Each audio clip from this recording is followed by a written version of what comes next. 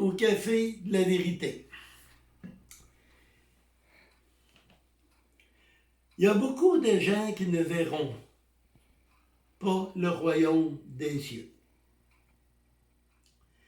Pourquoi? On va regarder ce que la parole de Dieu nous dit. Apocalypse 21:8 nous dit: mais pour les lâches, les incrédules, les abominables, les meurtriers, les fornicateurs, les empoisonneurs, les idolâtres, les menteurs, de la part ils iront dans la partie de l'étang ardent, de feu, de soufre. C'est la seconde mort, donc l'enfer. On a la même chose dans Apocalypse 22, 15 et 16. Dans 1 Corinthiens 6, 9 et 10. Donc, dans Corinthiens, je vais vous le lire, lui. Ne savez-vous pas que les injustes n'hériteront point du royaume de Dieu? Ne vous abusez point, les impurs, les idolâtres, les adultères, ni les efféminés, ni les infâmes, ni les larrons, ni les avares, ni les ivrognes, ni les médisants, ni les ravisseurs n'hériteront du royaume des cieux. La Bible, selon l'Exagène, nous révèle 39 types d'individus qui n'auront point accès au ciel.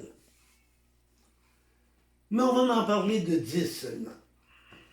Les craintifs, c'est-à-dire ceux qui n'acceptent pas Jésus comme Seigneur et Sauveur par peur d'être ridiculisés par les gens alentours, par leur famille. Les incrédules, les craintifs, là, vous allez voir Matthieu 10, les versets 32 et 33. Les incrédules sont ceux qui ne veulent pas croire, qu'ils rejettent Jésus. Je vais me sauver moi-même. Jésus a dit, il y a seul chemin, c'est lui. Vous allez en voir, allez lire Jean 8, 24 et 12. Juste 24. Et 2 Thessaloniciens 2, 10. Il y a beaucoup de versets aujourd'hui. Je vous les donne, vous irez les lire après pour pas que la vidéo soit trop longue. Les abominables, ce sont ceux qui sont incapables d'aucune bonne œuvre. C'est-à-dire, lorsqu'on reçoit Jésus, qu'on accepte Jésus comme Seigneur et Sauveur, on doit aussi changer notre vie. On doit poser des actes qui vont glorifier le Seigneur. On doit être capable d'aider notre prochain, de montrer que nous sommes différents. Les immoraux sexuels, ceux-là qui s'engagent dans la fornication, l'homosexualité, la prostitution, Éphésiens 5, les versets 5 à 8. Les enchanteurs, le mot grec vient de pharmacopia, qui sous-entend enchantement par la drogue. Apocalypse 9 et les versets 21. Les idolâtres, cela s'adresse à toute référence accordée à des personnes ou à des choses qu'autre que Dieu, le Dieu vivant, le Créateur. Si vous aimez plus votre auto que Dieu, ça ne marche pas. Si vous vous mettez à genoux ou vous priez à une petite statue du nom de Marie ou d'un ange, vous priez Marie ou vous priez un ange, vous êtes idolâtre. Vous n'irez pas dans le royaume des cieux. Il y a aussi les faux enseignants. ceux qui trafiquent la vérité, ceux qui trafiquent la parole de Dieu, soit pour s'enrichir, soit pour se glorifier. Si vous ne vous repentez pas et que vous ne demandez pas pardon à Dieu d'avoir enseigné des faussetés, mais malheureusement, l'enfer vous attend. Les imposteurs, ce groupe comprend ceux qui consacrent à trahir, orienter des personnes dans d'autres voies. En d'autres mots, on en a beaucoup d'exemples comme ça. Ceux qui servent des religions comme les catholiques, ceux qui servent des religions comme les témoins de Jéhovah, comme les adventistes qui vous amènent à penser autre chose que Jésus, Fils de Dieu, en premier, mais malheureusement, et pour cela, allez voir 2 Timothée 3 et le verset 13. Les inconvertis,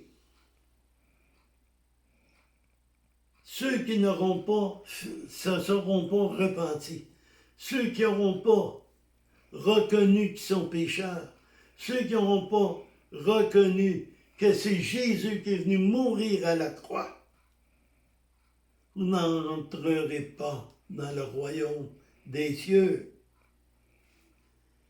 Nous sommes dans une période qu'on appelle le temps de la grâce. Et lorsque cette période va être terminée, et elle va se terminer bientôt, il va être trop tard. Allez lire Galates 6,14.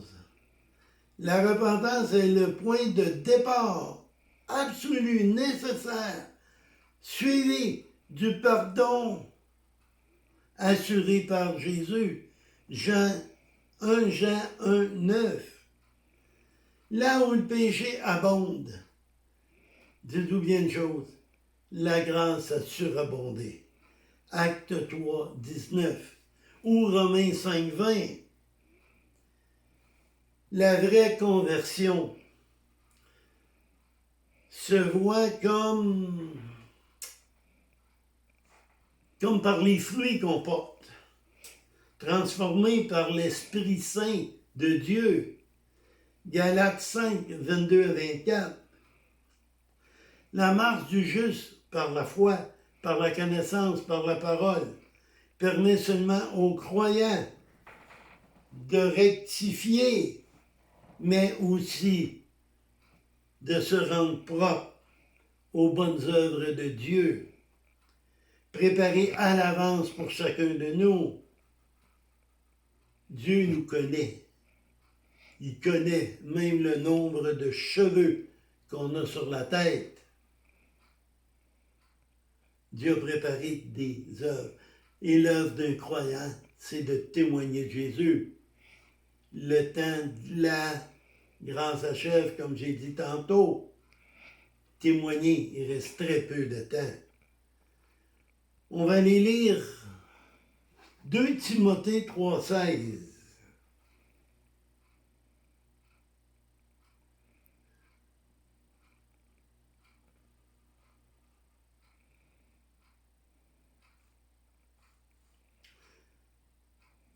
« 2 Timothée 3,16.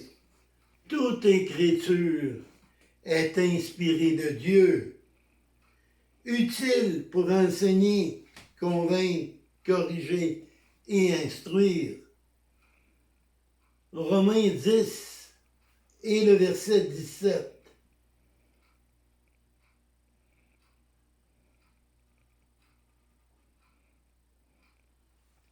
Ainsi, la foi vient de ce qu'on entend.